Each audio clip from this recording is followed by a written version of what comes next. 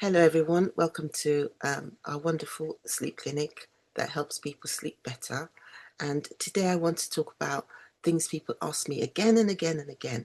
So one of the most important things that come up again and again is I'm sleeping and then in the middle of the night I wake up and I'm wide awake and I can't get back to sleep. And what do I do?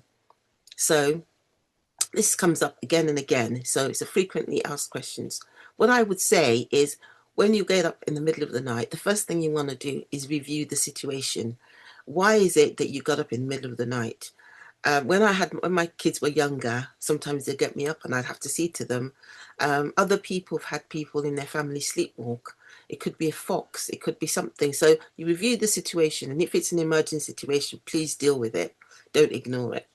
And then if it's not an emergency situation, what we want to do is get back to sleep as soon as possible. So no laptop, no other, no phone. The next thing we want to do is be at ease. So be at ease, make sure that we're kind of thinking of comfortable things. And then what we want to do is slow our breathing. Make sure our breathing is slow because our aim is to get back to sleep as soon as possible. And then we want to release any tension in our body. That's the easiest thing. Obviously, we might have tensions in our mind or emotional tensions. We can work on them as well, but the easiest thing is to release any physical tension. And there's two ways to do that. The first thing is, if you remember, squeeze the body and then relax, and then fall into that relaxation. Then when we fall into that relaxation, it's a signal to our body that we are resting. And then we slow out the breathing. The slow breathing, where our diaphragm moves up and down, is really important because we're signaling. Well, that's what we do when we're resting.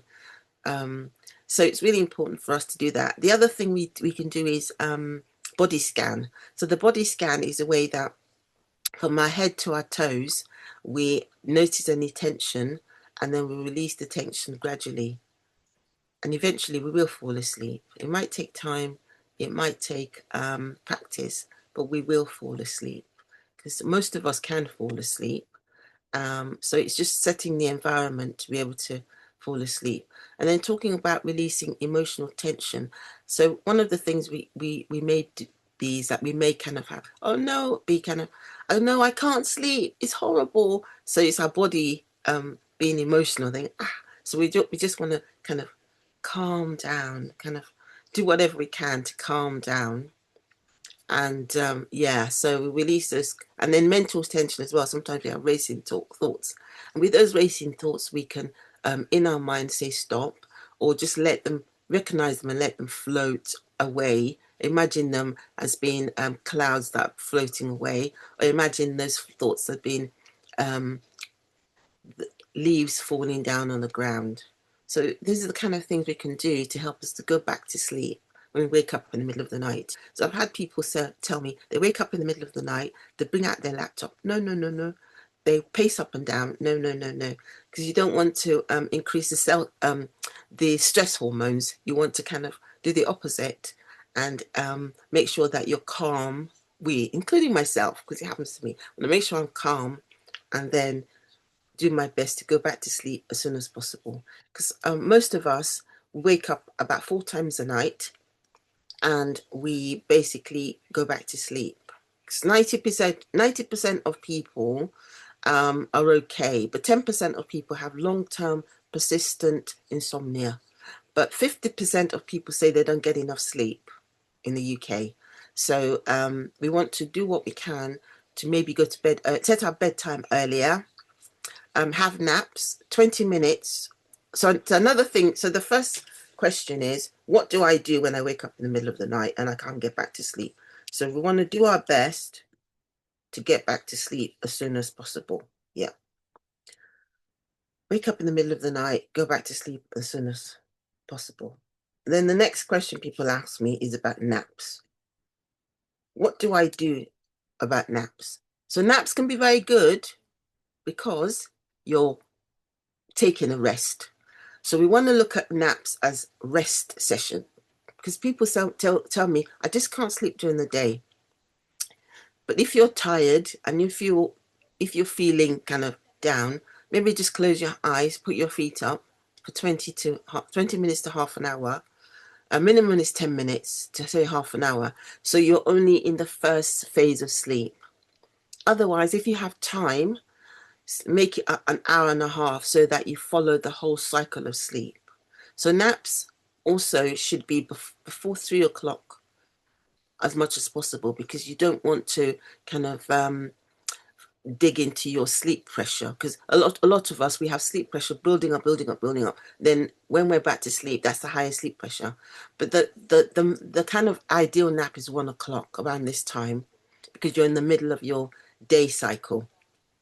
And so the ideal nap is 1 o'clock for 1.5 hours. If people can do that, it'd be good. But if you haven't got the time, make it 20 minutes to half an hour. And if you don't have much time, 10 minutes. Minimum is about 10 minutes or 5 minutes. 5 minutes is the minimum, 5 or 10 minutes. And then the maximum is 3 hours. So if people sleep for more than 3 hours, when they're not ill, it tends to affect their sleep at night. But when we're ill, if you have a cold, flu, any other, and you need your sleep, just sleep during the day and sleep at night. Because some people, that's the best medicine. I know someone, her daughter used to go to her house in the holidays, and she'll basically eat and sleep because she's very, very tired and she's worked hard and done lots of studying. So sleep is one of those things that heal us. So wake up in the middle of the night. That's one of the questions people ask me. What do I do? Naps is another frequent question people ask me. Another question people ask me a lot is basically to do with a sleep routine, a routine, pre-sleep routine. Because we're creatures of habits, what we should do is have a calming routine before we go to bed. Because a lot of people I know, they're really, really busy, they're rushing, rushing, rushing, and then they feel tired, and then they go back to sleep, go to sleep for the night. And then they wake up in the middle of the night, and then they think, oh my goodness, I haven't done this, I've done this, and that. To minimize that, we can have a calming routine. So one of the books I read about sleep by Dr. Colin SP says most of us should have a calming routine between 1 hour and 2 hours. He reckons about 90 minutes. We should start winding down and doing things to signal to us that this is my time to wind down. So the routine, pre-bed routine could be, because when we have babies, we have bottle bath bed. So we give them a nice drink, and then we give them a nice bath, make sure they burp, and make sure that we caress them and they're calm. And we give them lots of calming situations, and we, give them cuddles, and we make sure that they're calm, and then we put them to bed. So we treat our babies better than we treat ourselves. So what we should try and do is simulate the same for ourselves. We have a nice calming drink, which could be chamomile drink or oat milk or something nice. We empty our bladder, we empty our bowels, we make our bed, make our bedroom a nice calming place. We make sure that in the middle of the night, if we need to go to the loo, there's nothing blocking us, and we're not going to trip over anything. We dim the lights. We write down anything. We brain dump. We write down anything we need to do tomorrow in our to-do list. We kind of stop working, get away from the working or business mode, and we go into the relaxation mode. And we do this, and we're kind of calm. So then we're ready to go to bed, when we're ready to go to sleep. So we should have a lovely calming routine, which is different for everyone. Everyone has some calming routine. And then what we could do just before we go to bed, we can spray something nice on our pillow if that's what we want, or we can put a nice,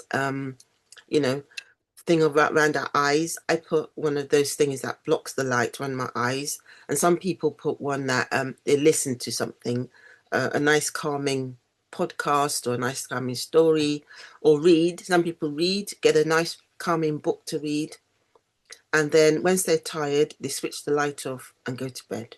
So we should have a calming routine to help us sleep, rest, and relax. So those are the kind of things that people ask me to ask me about. What do I do when I wake up? Please try and get back to sleep. What do I do to have a nap? If you can't have a nap during the week, please have a nap in the weekend, in the holidays. If you don't think you can sleep, please rest, close your eyes, put your feet up. The best way of napping is actually making sure that we kind of go horizontal, but some people nap sitting on a chair. But and routine, please let's have a nice calming routine before finally going to bed. Another question people ask me is, what time should I go to bed? So we should ideally go to bed before 1 o'clock, because we have the deepest sleep the first say 3 hours of us going to bed, 2 or 3 hours. So try and go to bed, because some people are night owls and some people are early birds. So a lady I know, she goes to bed at 8 o'clock because she felt that that was a good time for her, and she woke up at 5 o'clock. But other people will go to bed, say 11:30, 11 o'clock, and wake up a bit later, 7 o'clock. Um, it depends on what works for us. But what we want to do is stay in bed for seven and sleep 7 hours minimum as much as possible, because that's a recommended sleep. I know I met someone, he said, oh, I have no problem sleeping. I have no problem sleeping. I sleep at 1 and I wake up at 6 and I'm no problem sleeping. But I suggested to him to maybe he should stay in bed till 7 or sleep a bit earlier, so he does get his 7 hours sleep, because when he goes to sleep, he's out like a light. So the time we go to bed should be the same time as much as possible every night, because we're creatures of routines, and it helps us to signal to our brains that this is bedtime, this is the time I'm sleeping, this is the time I've chosen to sleep, and this works for me. Because I meet a lot of people who are neurodiverse, and neurodiverse people, they sleep either late or they sleep early. So I've advised them to do what's best for them, to do what really works, but put effort into resting, put effort into relaxation, because that's what we can do. We can't guarantee our sleep, but we can guarantee the way we rest. We deep breathing, slumping on the bed,